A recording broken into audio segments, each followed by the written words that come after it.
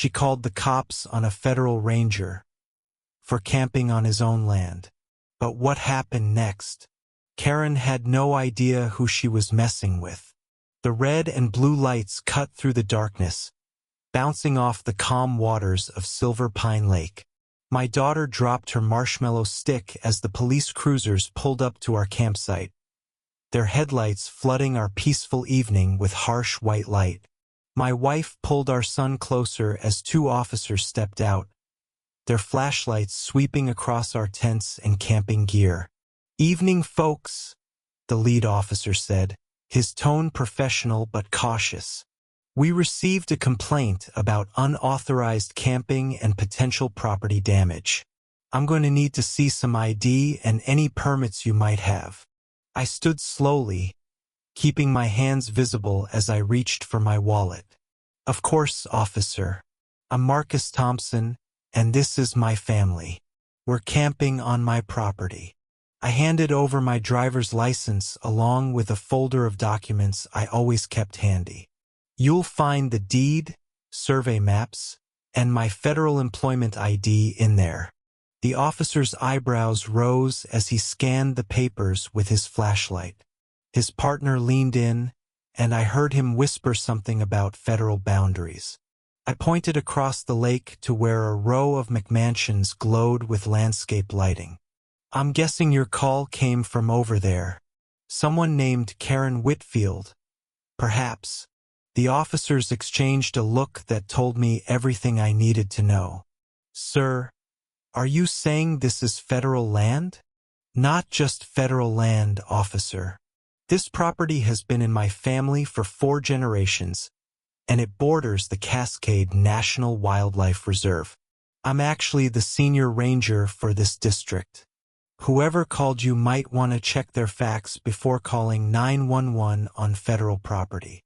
Let me back up and explain how we got here.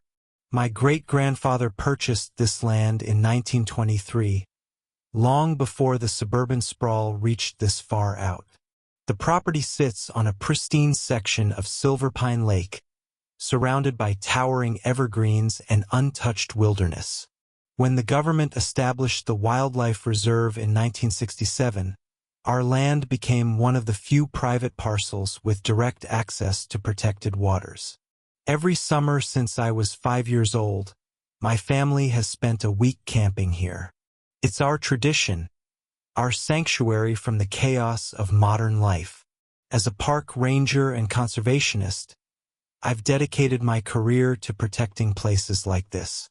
The irony isn't lost on me that I now have to protect it from people who moved here specifically for the natural beauty they're trying to regulate out of existence. The trouble started 3 months ago when Sunset Ridge Estates decided to form an HOA. The development went up 2 years ago, a collection of cookie-cutter houses with perfect lawns and identical mailboxes. I'd watched it spread across the hillside like a rash. But as long as they stayed on their side of the property line, I had no quarrel with them. Enter Karen Whitfield, the self-appointed queen of suburban conformity. From what I gathered through the neighborhood grapevine, she'd moved here from California with her husband, a software executive who worked remotely. Within weeks of arriving, she'd organized the HOA, gotten herself elected president, and began issuing edicts about everything from grass height to the approved colors for garden hoses. Our first encounter came in early June when I arrived to prepare the campsite for our annual trip. I was clearing some fallen branches when I heard a shrill voice behind me. Excuse me, sir." A woman in designer athleisure and oversized sunglasses was marching toward me, her pristine white sneakers somehow navigating the forest floor without getting dirty. "What exactly do you think you're doing?" I straightened up, wiping sweat from my brow. "Clearing my property, ma'am. Can I help you with something?" She planted her hands on her hips in a pose I'm sure she thought looked authoritative. "Your property? I think you're confused. This area falls under the Sunset Ridge HOA jurisdiction, and we have strict rules about unauthorized modifications to common areas." Couldn't help but chuckle. "Ma'am, this land has been in my family since before your grandparents were born. We're not part of any HOA." Her face turned an impressive shade of red. "That's impossible. I have maps that clearly show our boundaries extend to the lake." "Then your maps are wrong," I said simply, returning to my work.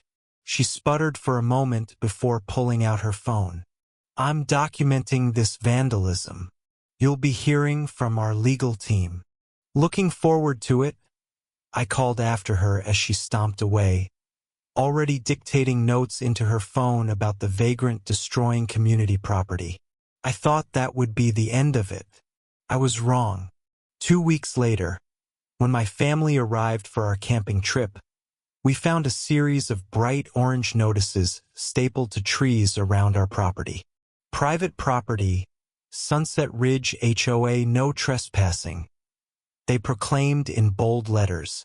My wife Sarah shook her head as she pulled them down. "Are these people serious?" "Apparently so," I said, adding the signs to our kindling pile. We set up camp as always, our 2 tents positioned to catch the morning sun, the fire pit cleaned and ready for evening gatherings. My daughter Emma, now 13, immediately ran down to the dock to check on the rope swing, while 10-year-old Jake began collecting rocks for his annual lake sculpture. That first evening was perfect. We grilled burgers, told ghost stories, and watched the sun set over the water. The kids were already planning their kayak expedition for the next day when we heard it. The unmistakable sound of someone clearing their throat in that passive-aggressive way that means trouble. Karen stood at the edge of our campsite, this time accompanied by 2 other women who looked like they'd been pressed from the same suburban mom mold. She held a clipboard and wore a lanyard that proclaimed her as HOA president in letters large enough to read from space. "I see you ignored our posted notices," she said, her voice dripping with false sweetness. I stood up from my camp chair slowly. "Mrs. Whitfield, I presume? I removed your signs from my property. You had no right to post them. Our property records clearly indicate different," she said, waving her clipboard as if it were a royal decree. "This entire shoreline is designated as HOA Common Area. Your little camp out here is not only unauthorized but also in violation of at least 17 HOA bylaws."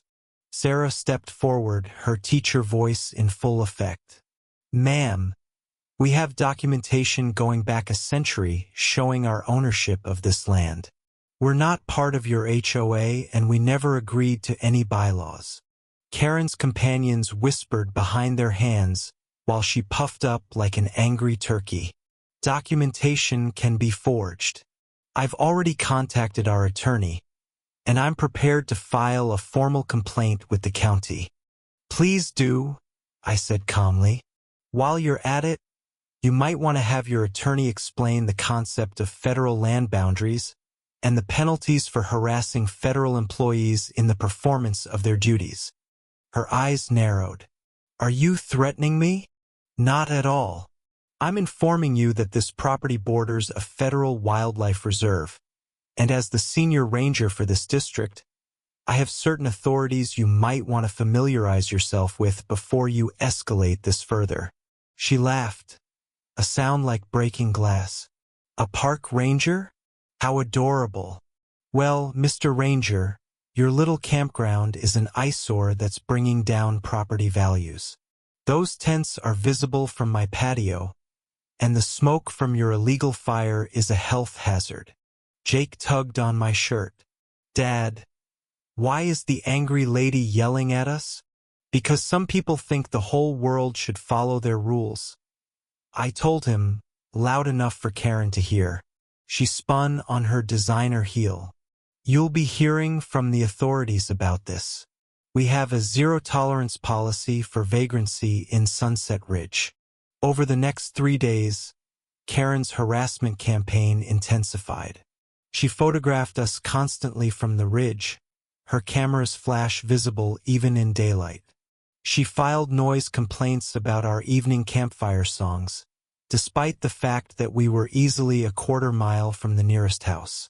She even called the county health department, claiming we were contaminating the lake with human waste, apparently unaware that we had a perfectly legal composting system installed decades ago. The breaking point came on our fourth night. Emma had caught her first fish, a beautiful rainbow trout, and we were celebrating with s'mores when we heard the sirens.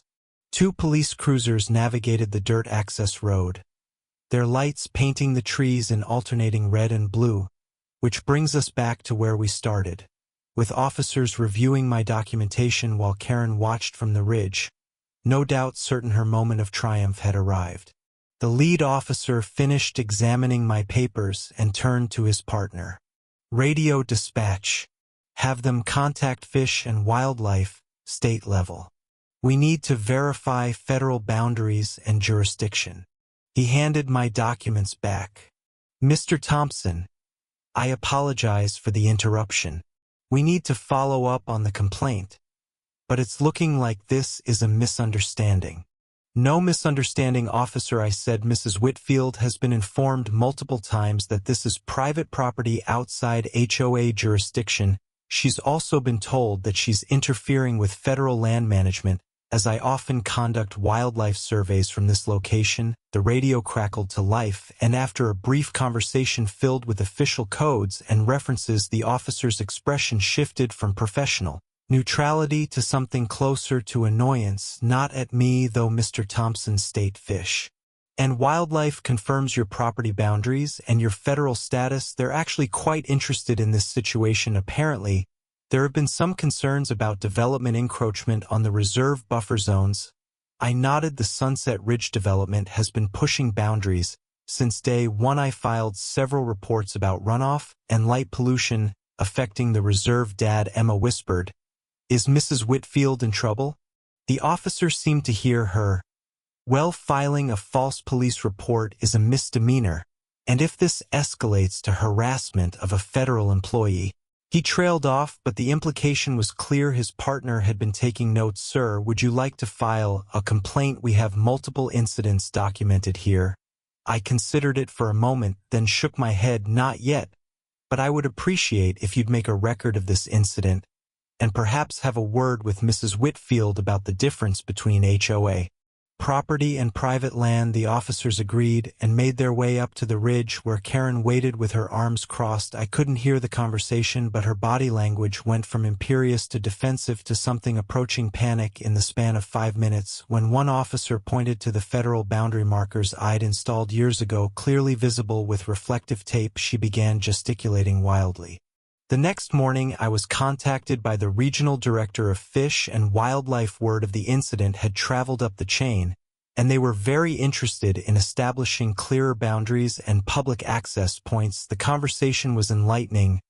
Marcus, we've been looking for an opportunity to expand public education about the reserve.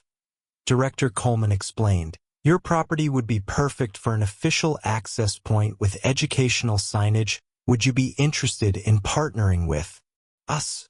Absolutely, I said, watching Emma and Jake skip stones across the water. What did you have in mind?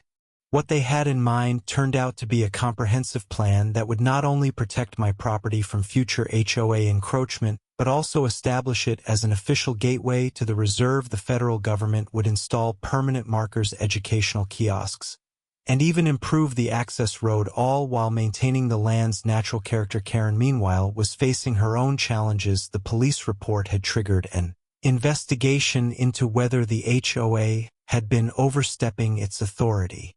Several homeowners who'd been bullied into compliance suddenly found their voices questioning the validity of the expanded boundary claims and the large fines Karen had been imposing for violations of her ever-growing list of rules. 3 weeks after the police incident, I was working with a survey team to establish the new federal markers when Karen appeared one last time. She looked different. Her usual perfect appearance somewhat frayed around the edges. The clipboard and presidential lanyard were notably absent. Mr. Thompson, She began, her voice lacking its usual commanding tone. "I wanted to speak with you about the federal investigation." I held up a hand. "Mrs. Whitfield, my attorney, has advised me not to discuss any ongoing investigations with you." Her face flushed. "Your attorney, this is ridiculous. I was just trying to maintain property values and keep the neighborhood nice by harassing law-abiding citizens on their own property. I asked by filing false police reports, by claiming authority over land. You have no right to," she sputtered, searching for words. "The HOA board said the boundaries, the map showed. I was just doing my job, your job." I couldn't help but laugh. Mrs. Whitfield, being an HOA president isn't a license to become a suburban dictator, and it certainly doesn't give you authority over federal land. One of the survey team members looked up from his equipment. "Ma'am, you're actually standing on federal property right now. I'm going to have to ask you to step back behind that marker." Karen looked down at her feet, as if the ground might swallow her. "Federal property, but this is about 50 foot inside the reserve boundary," the surveyor confirmed, "has been since 1967. The color drained from her face as the implications hit her. Not only had she been wrong about my property, but she'd been claiming HOA authority over federal land. The legal ramifications were staggering. 2 days later, an emergency HOA meeting was called. Sarah and I didn't attend, but Jake's friend's mom filled us in on the dramatic details. Karen had tried to spin the situation, claiming she'd been given bad information by the previous board, but when homeowners learned about the potential legal liability she'd exposed them to by claiming federal land, the mood turned ugly. The vote to remove her as president was unanimous, with Karen being the only dissenting voice. But that was just the beginning of her troubles. The federal investigation revealed she'd been collecting HOA fees for maintenance of the common areas that included the federal land she had no right to manage, that transformed a simple case of overreach into potential fraud. The final straw came when the state attorney's office got involved. Filing a false police report was one thing, but doing so against a federal employee, while fraudulently claiming authority over federal land, that elevated everything to a level Karen had never imagined. I was installing the new educational signage with Emma and Jake when the news broke. Karen Whitfield had been charged with multiple counts: filing false reports, harassment of a federal employee, and fraud related to the misuse of HOA funds. The potential penalties were severe, up to 5 years in federal prison and fines exceeding $100,000. "Dad, look," Jake pointed across the lake where a moving truck had pulled up to the Whitfield house. Karen stood in the driveway, no longer the imperious HOA president, but a diminished figure watching her life get packed into boxes. "The last time I saw her was at the federal courthouse 3 months later. She'd worked out a plea deal: 2 years probation, $50,000 in fines, and 300 hours of community service, specifically serving in conservation programs. The judge also banned her from serving on any HOA board for 10 years. As the bailiff read the sentence, Karen's shoulders slumped in defeat. The woman who tried to rule the neighborhood with an iron fist was reduced to picking up trash on federal lands.